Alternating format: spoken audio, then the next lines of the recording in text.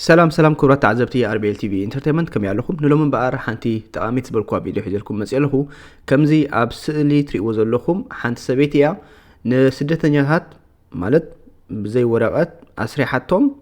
تحرم ودعتها متان ساخيت قصع بزي جنزب بوليس أويعة أفنياتهم مالتي لذي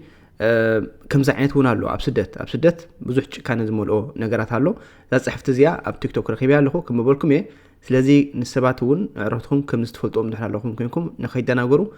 ሼር በልዋ ማለት እዩ ከም ስትሪኦ ዘለኹም ረሃጽ ረሂጾምሉ ከምኡ እውን ከም ጽሕፈት ዘሎ ረሃጾም መዝሚዛ ኣብ ክንዲ ክፍሊት ፖሊስ ፀዊዓትሎም ይብላሎ ማለት እዩ ስለዚ ኣስሪሓቶም ነዞም መንእስያት እዚኣቶም ስደተኛሃትም ኤርትራን ክኾኑ ይኽእሉ ወላ ካልኦት ስደተኛሃት ኣስሪሓቶም ኣብ መወዳእታ መታ ንሳ ከይትቐጻዕ ንኣብነት ኣብዛ ዓዲ ኣሎ ከምዚ ብጸሊም እንድሕር ሓደ ኣዋፋሪ ስራሕ أسرحوا يقطعوا بزح قطع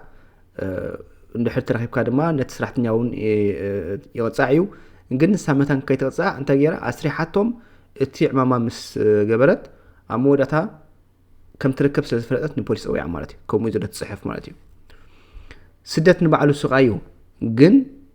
كاب سدت زخفة بسبب تمزميزكا دمك خدستي كل خايو تزخفة مالتي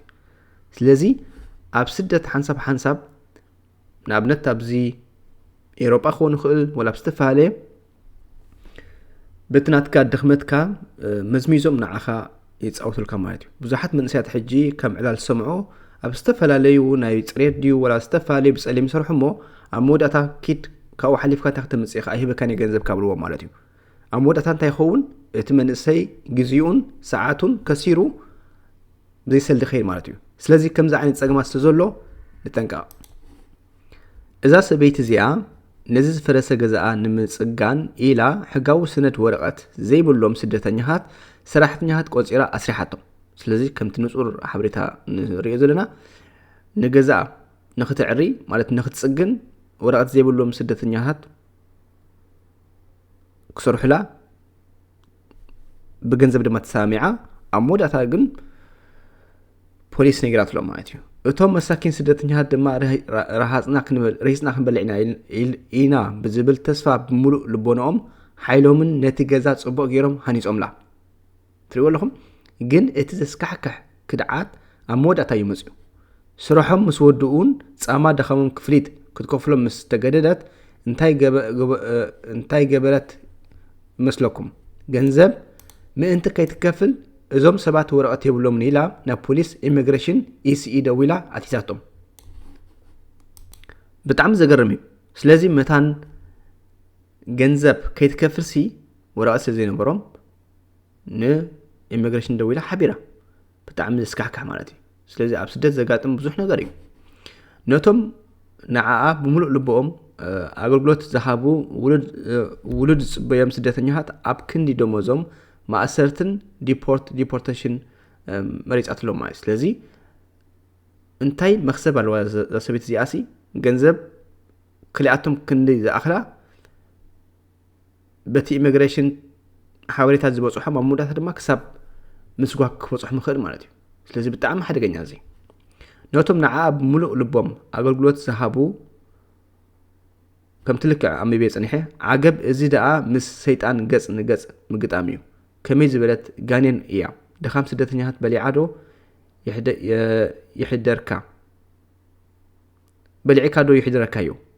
مالتي دخام سدتنيهات بلعكادو يحدركايو سدت بحق مريريو فتعري نخلو عب سدت زولو كاب كم زيوم زولو أراويت يحلوهم بتعمي مسايد صفتي زي حجي لما انت أزرق حدولو كم زيش كان كتركب بتعمي كبيري منياتو زي سبزي سدتنيا يو ولا حنت ورقات يبولون كحلف اللي يو كاب لمينة زبلع سلاز سريح خبلع عبل عمودة ثاني كم زهقات ما كخلو بتعمي ومخام مسوا كهقات ما كخلو بتعمي كبير سلازي من السيات ولا ورقات زولكم من السيات هنا لكم بس اللي متصرحوا عمودة تدخل أخم هنا له سلازي مالت تتنقو ساعاتكم من جيزوكم من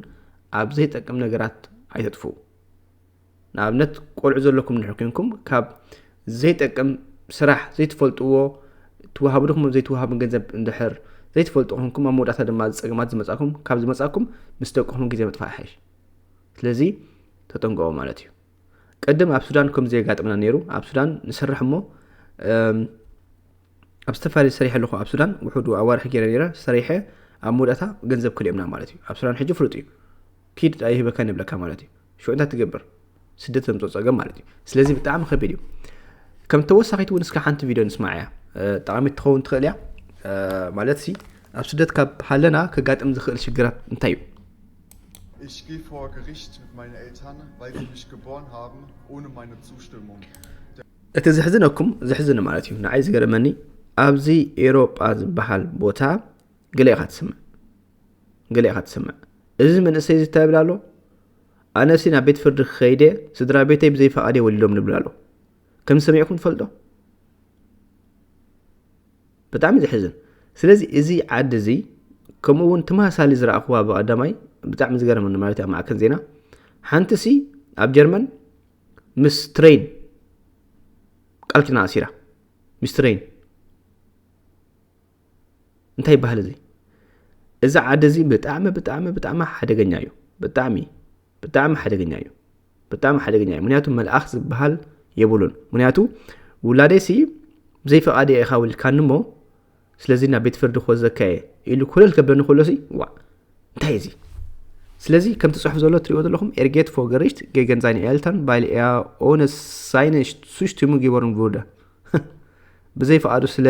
ዝተወልደ ማለት እዩ ከምኡ ይብላ ኣሎ Grund ist, dass ich ihnen explizit gesagt habe, ich will hier nicht leben, ich will nicht auf der Welt sein, bitte lass mich verschont. Aber sie haben es doch getan, sie wollten mich gebären und das macht mich wirklich sehr, sehr sauer auf meine Eltern. Ich habe versucht, mich wieder in den Bauch reinzudrücken bei der Geburt, aber ich habe es leider nicht geschafft und deswegen bin ich jetzt hier. Seitdem habe ich auch keinen Kontakt mehr zu ihm. Ich lebe seitdem auf der Straße alleine, weil ich nicht bei ihnen sein kann, weil ich kann ihnen einfach nicht in die Augen schauen. So wütend bin ich und am 18.04. ist dann das Gerichtsprozess. Dort wird entschieden, wie viel Geld ich bekomme, wie viel Schadensersatz ich bekomme und darauf freue ich mich wirklich sehr. ዝገርም ይኮ ናብ ቤት ፍርዲ ከይድካ ሲ ዕለት 18 ወርሒ 10 ቤት ፍርዲ ለኒ ከምኡ እውን ኩርየ ማዕረኽ እንደይ ገንዘብ ክመፃኒ ንኽእል ሻድን ኢዛት እዚ ማለት ኣብ ልዕልኡ ዝወረደ ገበናት ሲ ክንደይ ገንዘብ ክመፃኒ ንኽእል ኩርየ ይብላ ኣለዎ ስለዚ